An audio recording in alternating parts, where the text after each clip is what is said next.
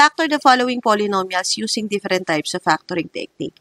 Titingnan natin kung anong factoring technique ang pwede natin gamitin dito. Just like any factoring technique, titingnan mo kung meron silang greatest common factor.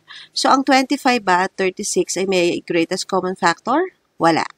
Tapos tingnan natin sa variable kung lahat ba ng variable ay lahat ba ng terms ay may variable. So dito may variable na x, dito sa isa wala.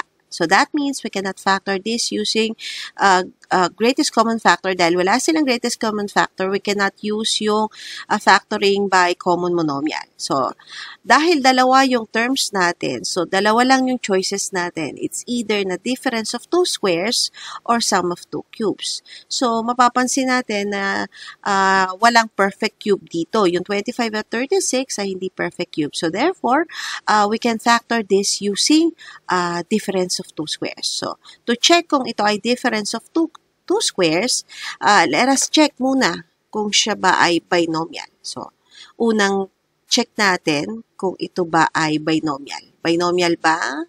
Kung ito ay binomial, kung ito yung first and second terms are perfect squares. So, titingnan natin kung perfect square at separated ba sila ng subtraction. So, let us check kung lahat ba ay meron dito. So, binomial ba siya? Yes, binomial. Yung first and second terms are perfect squares. Yes, perfect square yung 25x squared at saka yung 36. Subtraction ba siya? Yes, separated by a subtraction. So, therefore, we can factor this by what?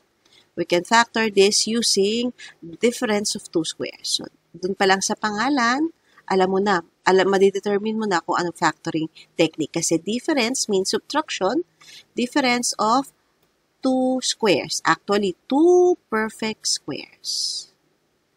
So, dahil we can factor this using two perfect square, okay, solve natin. So, yung solution natin, so, kailangan with solution, copy lang natin yung given. We have here 25x squared minus 36.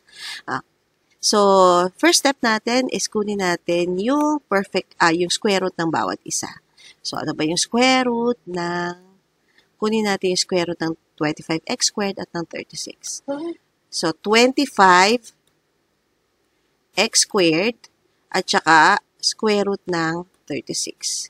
To get yung square root nito, kunin muna natin yung numerical coefficient. Ano square root ng 25? That is 5. Tapos, ano yung variable? So, copy mo muna yung variable. So, ang variable natin is x. Ngayon, ano yung exponent ng variable natin? 2. So, ano ba yung radicand natin? Kasi square root, ibig sabihin, ang index niya is 2. Hindi na lang natin sinusulat, implied. So, yung 2 na exponent ng ating variable, i-divide mo doon sa kanyang index. So, ang index natin is 2. So, divide natin. So, 5x. So, yung 2 divided by 1 is, 2 divided by 2 rather, that is 1.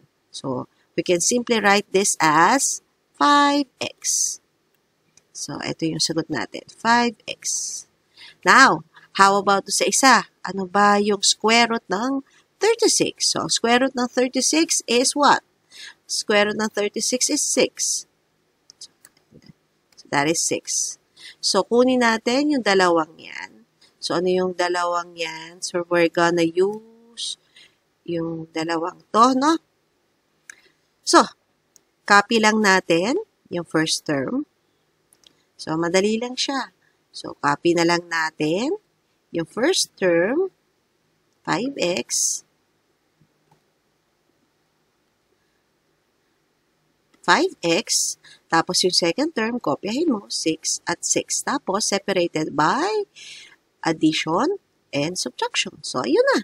So, ito na yung factored form ng ating example number 1 na 25x squared minus 36. So, our answer would be quantity 5x plus 6 times quantity 5x minus 6.